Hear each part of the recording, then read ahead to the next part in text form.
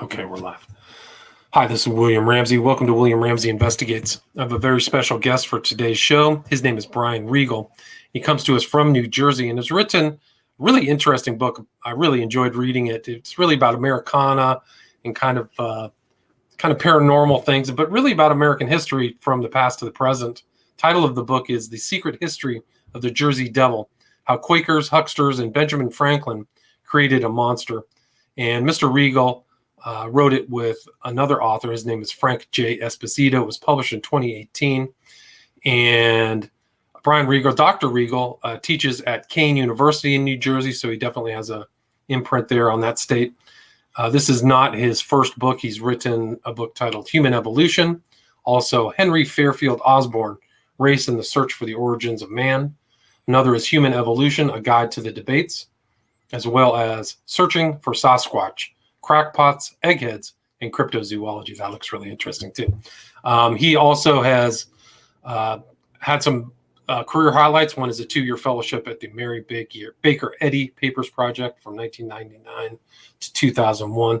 But again, we're going to talk about this book. The title again is The Secret History of the Jersey Devil. So Dr. Regal, are you there? Yes, here I am. Awesome. Well, thanks for having me on. Great. Well, thanks for the interview. Congratulations on the book. For people who may not have heard your name, can you talk kind of what led you to write this really fascinating book, The Secret History of the Jersey Devil? Well, I'm a historian of science, technology, and medicine.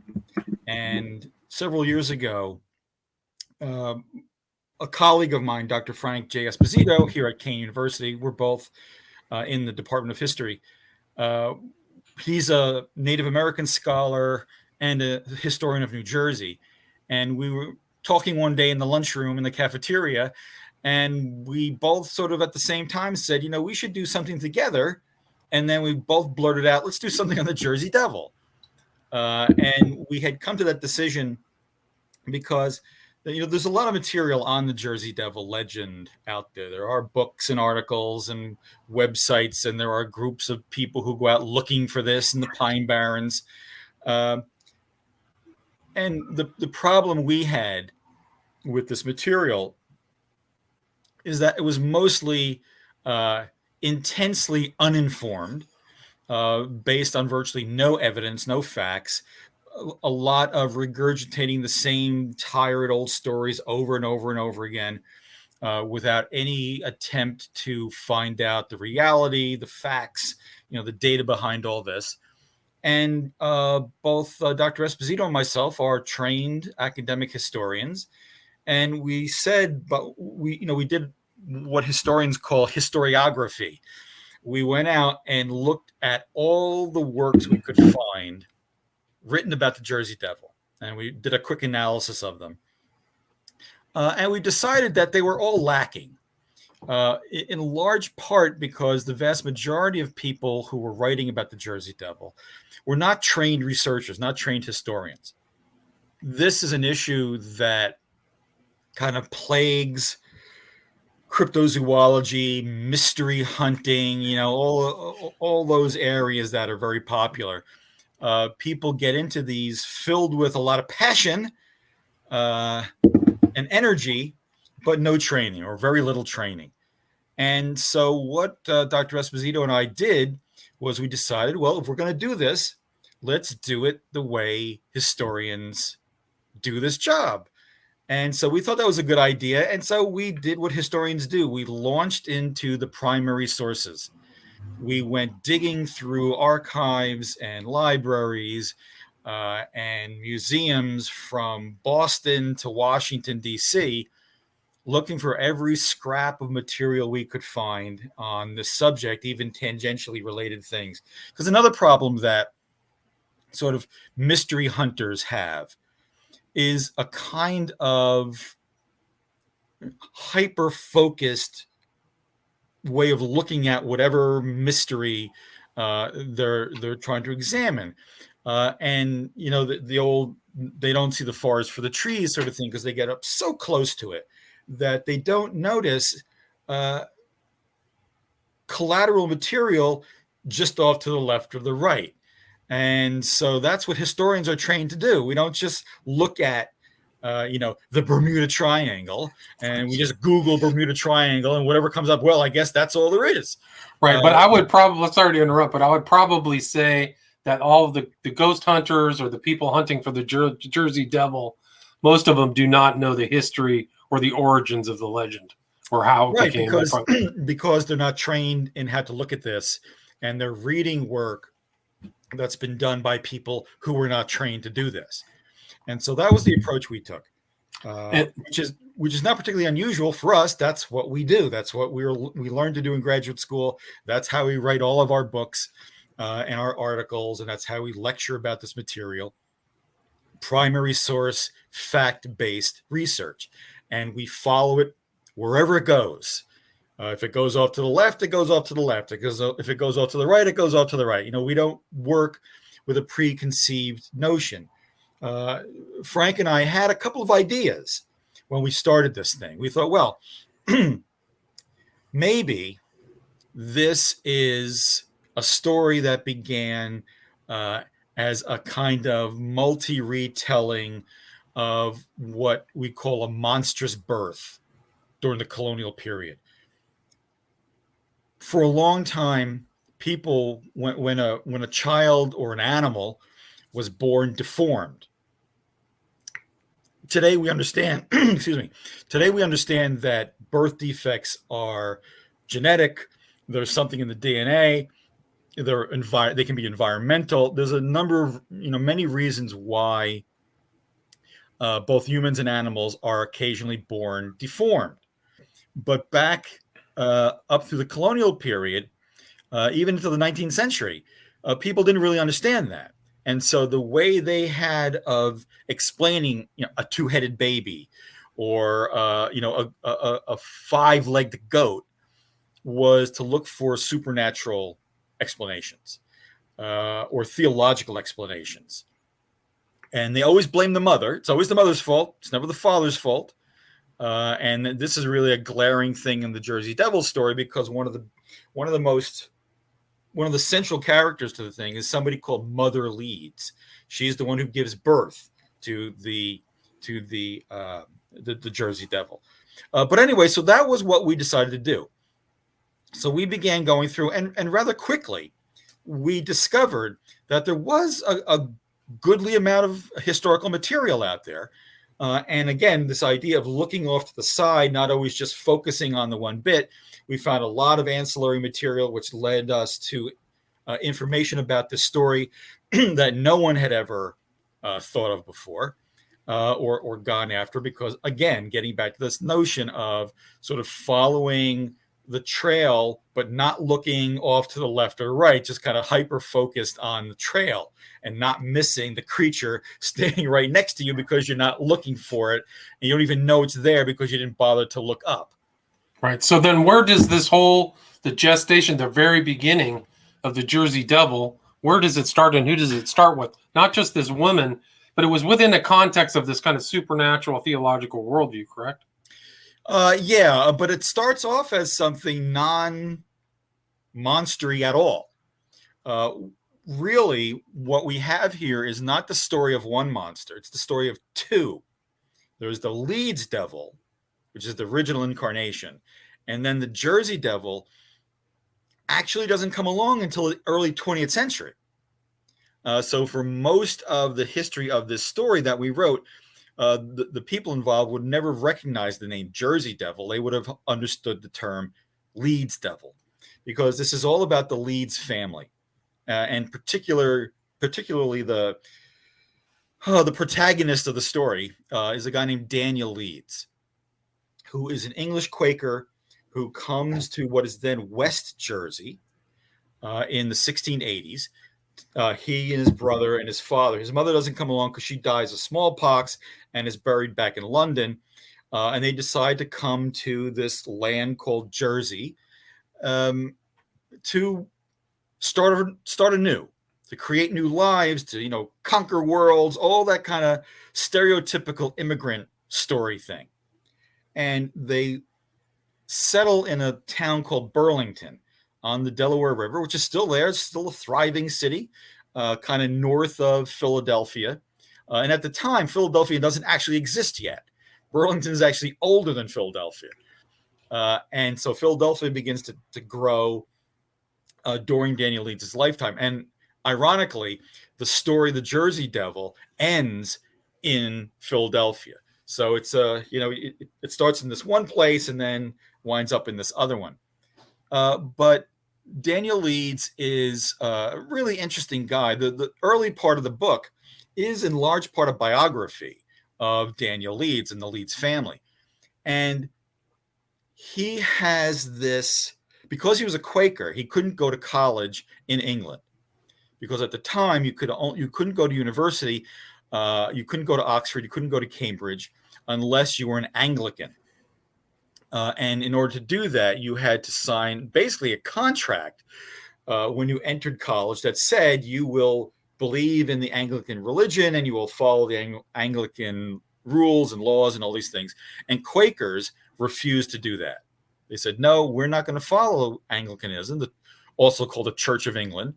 Remember, this is right after the Protestant Reformation, and England has bounced back and forth between Protestant and Catholic.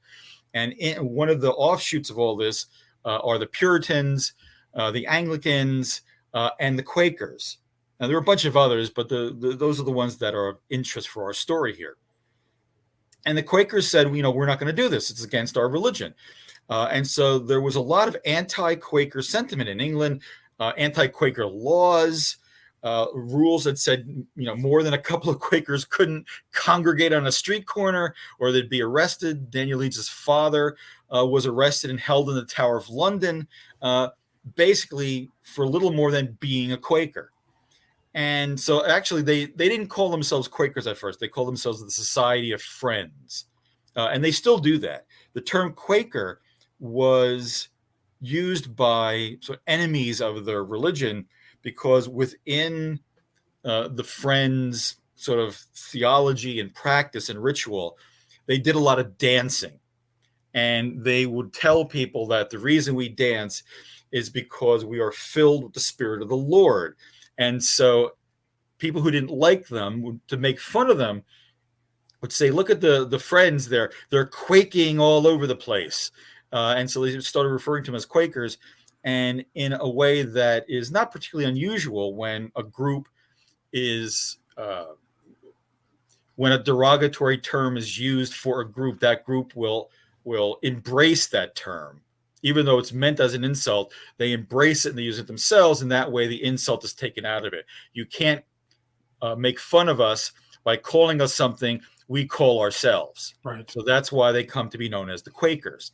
And they were very unhierarchical, right? So I think that Yes. that was the thing that the Anglicans didn't like, and even the Puritans didn't like. Yeah, the Puritans hated them as well. Right. So part of the reason that the Quakers go to New Jersey or West Jersey is because there have been anti-Quaker pogroms led by the Puritans, not just in England, but in Boston too. So that sort of religious hatred comes over here.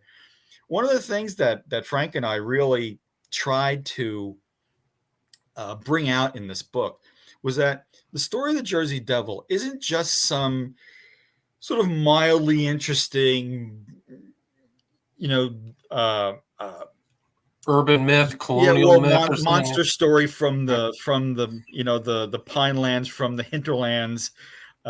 This is a story that still has quite a bit of relevance for us today. The importation of religious hatred of immigrants, hatred of outspoken women.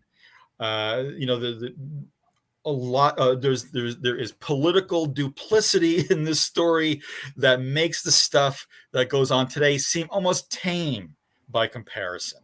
We like to think of sort of bare knuckle, no holds barred political chicanery as somehow a product of the late 20th and early 21st century, which is completely incorrect. This goes all the way back to the earliest days of European colonization and settlement of North America.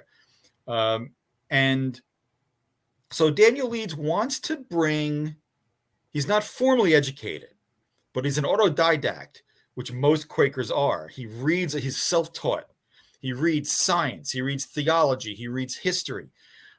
He reads, he's just chewing and chewing on books and reading, because this is a Quaker tradition. Because they couldn't go to traditional university, they created these kind of private, they wouldn't have used this term, but like a salon of local people who would read books, and then they would get together over dinner and talk about them. And so he gets the idea, Daniel Leeds gets the idea that he wants to bring the philosophy of the Enlightenment and the scientific revolution to the Jerseys.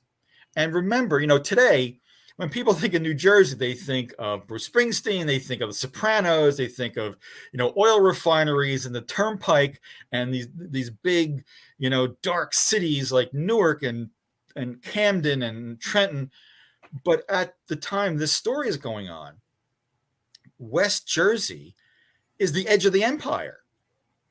I mean, it's practically the moon. We have this relatively small range of mountains here in New Jersey called the Watchung Mountains. And it's kind of like a spine that runs through part of the state. And at the time, it was extremely difficult to get past. And so people really had almost no idea what's just on the other side of these mountains. So there was this strip of, vaguely sort of civilization, and then this bit of a natural barrier, and then God knows what's on the other side, west of this. They had no idea. Most people had no idea the Mississippi River was out there, or even the Ohio River, and so this was the edge of civilization for the Anglo-speaking world. And so he wants to bring science and learning and history and erudition to this, the Pine Barrens. And people tend to think of New Jersey as this very urban industrial landscape. And sort of North Jersey is exactly like the mythology. But the southern part of the state is very rural, very bucolic, and still is. I mean, the reason it's called the Pine Barrens is because back, millions of years ago, the Atlantic Ocean extended all the way in to what we now consider the Delaware River. That's where the Jersey Shore was Pennsylvania, not New Jersey.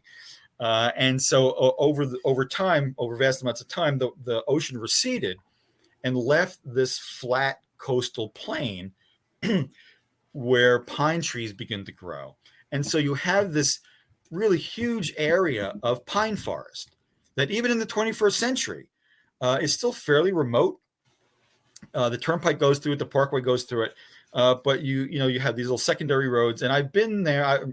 I'm a city kid. I was born and raised in the Ironbound section of Newark. But the Pine Barrens, if you travel through there in the night, it's pretty intimidating. It's dark. There aren't many streetlights around. The towns are kind of scattered, and you can drive for miles down secondary roads in the pitch black. And so it's easy to understand how people might begin to think they see things there. But anyway, so back to Daniel Leeds, he's got this idea of bringing intelligence and education, and he starts an almanac. The first successful almanac south of New York, and he thinks people are going to love it because almanacs were very popular in Western Europe and even in North America, in Boston and New York. Almanacs were popular. And to his surprise, the Quaker fathers hate his almanac. They think it's got too much occult material in it. They think it's too irreverent. And they actually, the first issue comes out, and they actually scoop up every copy they can find and burn them because they think his almanac is an abomination. He gets forced to go to the Quaker meeting with what most Christians would call a church. The Quakers call it a meeting, like as in meeting house. And he's got to stand up in public and apologize, for writing an almanac. And so he doesn't particularly care for that. Then he decides he's going to write a book. He writes a book called The Temple of Wisdom for the Little World, in which he sort of puts out his grand cosmic view of the importance of science, the importance of history, the importance of astrology, the importance of theology. We tend to think today, when we think about astrology, we tend to think of astrology as a pseudoscience, which it is. But Christianity is often very anti-astrology because they think it's anti-God. But in the colonial period, many Christian theologians embraced astrology because for them, they thought that astrology was a way to understand the mechanics of the universe, the movement of the stars and the planets. And since God created the universe and the stars and the planets and the earth, then understanding the universe is a godly thing. Henceforth, astrology is therefore godly because it's helping you understand God's works. That was an idea that didn't exactly make it very far along the line, but in Daniel Leeds' day, there were philosophers, theologians, Christian philosophers who embraced it, and Daniel Leeds was one of them. So he did not see himself as doing something occultish or satanic or any of that nonsense. He was trying to understand the workings of the universe, which meant you could understand the workings of God. So his book is this attempt, a kind of holistic way of bringing together all these disparate parts into one kind of machine, which would allow you to understand God, get closer to God, and do all the things that in his understanding, Daniel Leeds' understanding, was what Christians were supposed to do. And the Quaker elders hate the book even more than they hate the almanac. And they burn copies of that too. In fact, the only reason we know he did this book is because there's one lone forlorn copy that survives. That's in the Pennsylvania Historical Society in Philadelphia. Wow! If that one had gone, we would have had no idea that Leeds had published this book. And so, not only is Daniel Leeds the first author in New Jersey in the Middle Atlantic states, he's also the first censored and suppressed author. So he's got that going for him. And he was kind of a free thinker, kind of ahead of his time, at least for the colonies. He had inculcated Bacon's ideas, Jacob Boehme. So some of these thinkers that might have been a little bit too off over the edge or too edgy for them. And I think you wrote in your book, it was interesting, like people didn't want the printers of the printing press in the colonies because they would spread dangerous ideas. Right. Yes. Yeah. Knowledge is power. Unless you're, a working person, then you're not supposed to have any knowledge or power. But yeah, you're absolutely right. He brought over the ideas of Francis Bacon, Jacob Boehme, his name just flew right out of my head. I had it. I mean, he put in a lot of stuff. He had, but he also was kind of, wasn't it Kelpius or Bacon? There were some of these other names that were around in that. Sure. Thing. And he's also the first person in print south of New York to support the Copernican heliocentric view of the universe, the idea that the Earth goes around the sun, which was not widely accepted yet. When his book comes out, it's around the same time that Isaac Newton's Principia comes out. So Leeds is kind of in that world. He's in that milieu of bringing what is then cutting edge ideas about how the cosmos works, and where Isaac Newton gets hailed for it, Daniel Leeds gets suppressed for it. So he's also fighting too with some of these, not only the Quakers, but I mean, I think that's where this legend comes out of. Can you expand more on his conflicts? There's a point at which he says, to hell with it. The Quakers hate what I'm doing, so I'm just going to go do it anyway. I'm going to stop being a Quaker. And he starts writing anti-Quaker books. And this really interesting kind of tennis match begins, where he writes an anti-Quaker book, and then Quaker apologists write an anti-Daniel Leeds book, and then he writes an anti-Quaker book, and they write an anti-Daniel Leeds book, and this goes back and forth for years. And in his almanac, he starts publishing the almanac again. more of a booklet size. The original almanac was a broadsheet, which is basically just one piece of paper. But now he's got the technology to print, sort of booklet style almanacs, in which he's got a lot of blank pages that he is going to fill with all of his musings and his angry, ideas about Quakerism. And he also was a supporter of the British government. And this is important because this is at a time now, by now we're the early 1700s. This is at a time where the idea is just beginning to get talked about. The idea that maybe the British colonies could break away from the empire and form a new country. It's not really widespread just yet. It will be, slowly it'll take on more and more popularity. But this is at this period where the notion of independence from the empire is just beginning to sort of get talked about. And for everything else, Leeds is also kind of pro-empire. So, he's been accused of being an occultist. Now he's a pro-empire guy. And so the Quakers start using sort of rhetoric that we would recognize today. What do? You make the person look unpatriotic. So he starts getting called unpatriotic. The Quakers call him Satan's harbinger, which is a term I love, which is the title of the book was almost Satan's harbinger. But like today we would see that as almost an adorable expression, but in the early 1700s that was a serious accusation to say someone worked for Satan, and so now he's getting attached to these sort of occult notions, devil worship occult notions. When again the reality is that he has no interest. He's a staunch Christian, believes in God, believes in Jesus.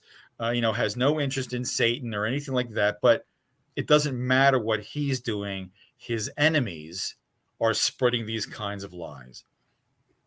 And so Leeds devil is a term that starts getting used, but it's a political term. It's a political animal. You don't want to call someone Leeds devil is to call them unpatriotic, un-American, pro whatever. And so that's how this thing starts to roll along. And he retires, and his son Titan, who's named after the moon of Titan, which had only recently been discovered by Christian Huygens. Again, Leeds is on the cutting edge of scientific discovery. And, he's talking about, he names his son after a moon of Jupiter. And so, that's where his head is.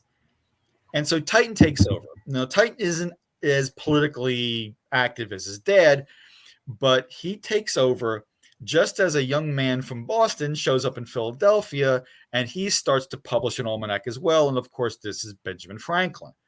And Franklin starts Poor Richard's Almanac. And when he does, Franklin knows that in that middle Atlantic state region, by now, the most popular almanac is the Leeds Almanac. And so that's his competition. And so Franklin starts putting stories in his almanac about how Titan Leeds is an occultist, an alchemist, an astrologer. And at one point, Franklin says that through the voice of Poor Richard Saunders, says that Titan Leeds has died. And he's come back, and so he's a sorcerer. And this is all a fight for. This is all fight for publishing. Fight for publishing power. Yeah. Exactly. Yeah, it has nothing to do with the occult. And Franklin, I mean, you got to love this guy. He's making these accusations with a straight face. We think of Ben Franklin as this jovial guy with the glasses and the long hair, pinching women's bottoms and writing the Declaration of Independence. But he had a side to him that could be a little on the nasty side when it came to making money. If making false accusations against Titan Leeds means more copies of Poor Richard's Almanac sell, he's gonna insult and make up stuff about Titan leads. And, they didn't use this expression back then, but we begin to see the first evidence of fake news in the American historical project.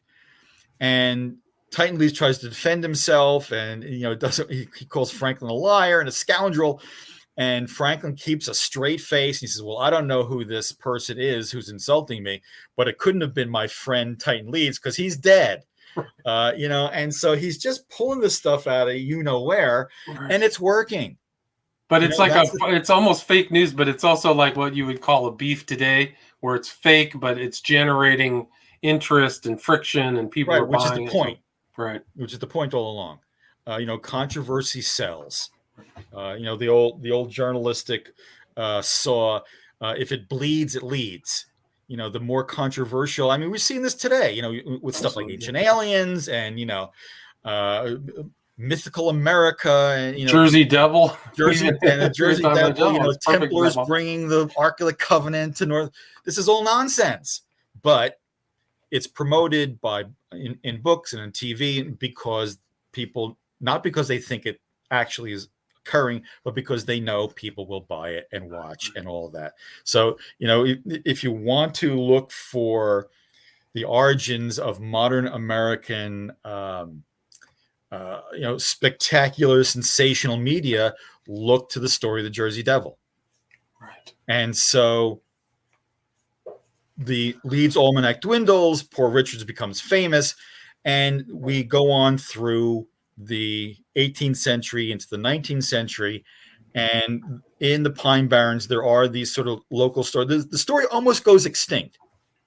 But in the 19th century, that's when this transformation from the political Leeds Devil to an actual biological entity running around or flapping around the Pine Barrens begins to grow. And that's where we see the origins of the legend of Mother Leeds, who supposedly, she's a witch. She lives in a rude hovel deep in the darkest recesses of the Pine Barrens, and gives birth to a 13th child. Of course, it's got to be 13th or it wouldn't be any good.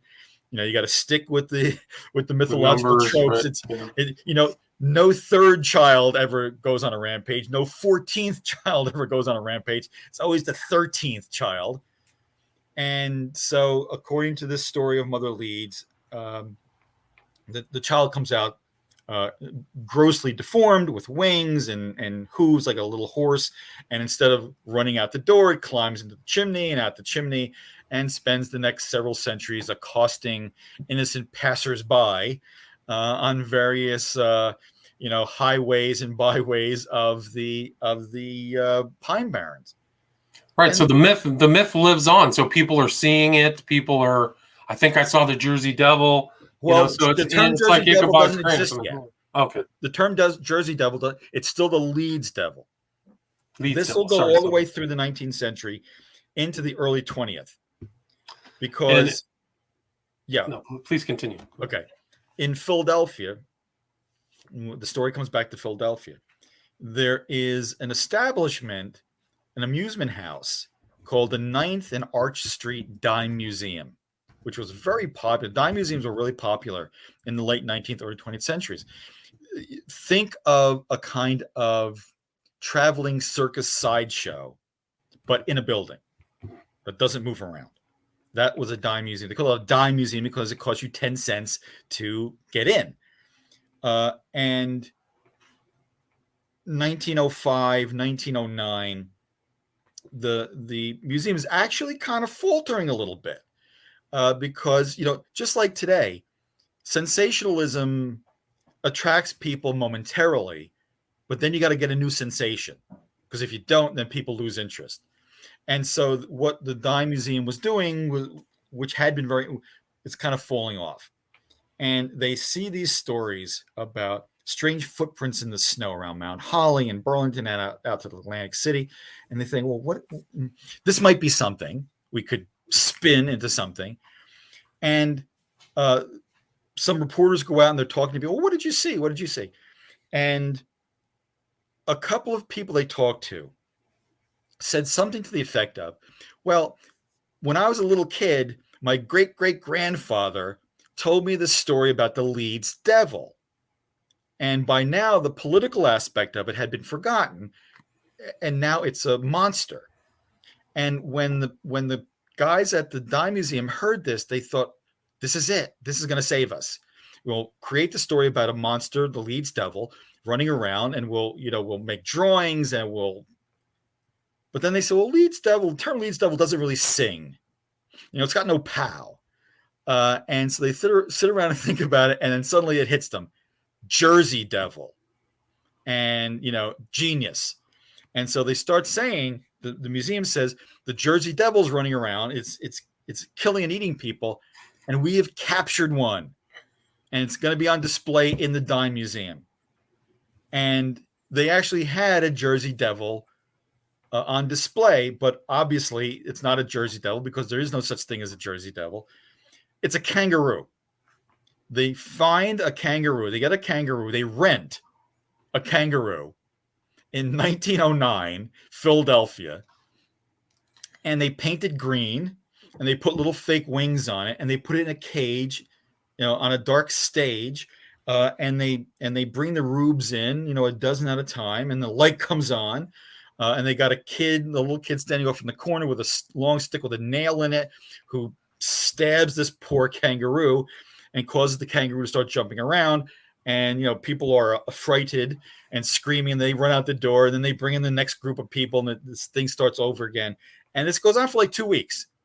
And the Dime Museum starts making more money than they know what to do with. But eventually people began to question. They said, I don't know if that looks like it looks like a kangaroo that somebody dumped green paint on. And so the jig is up.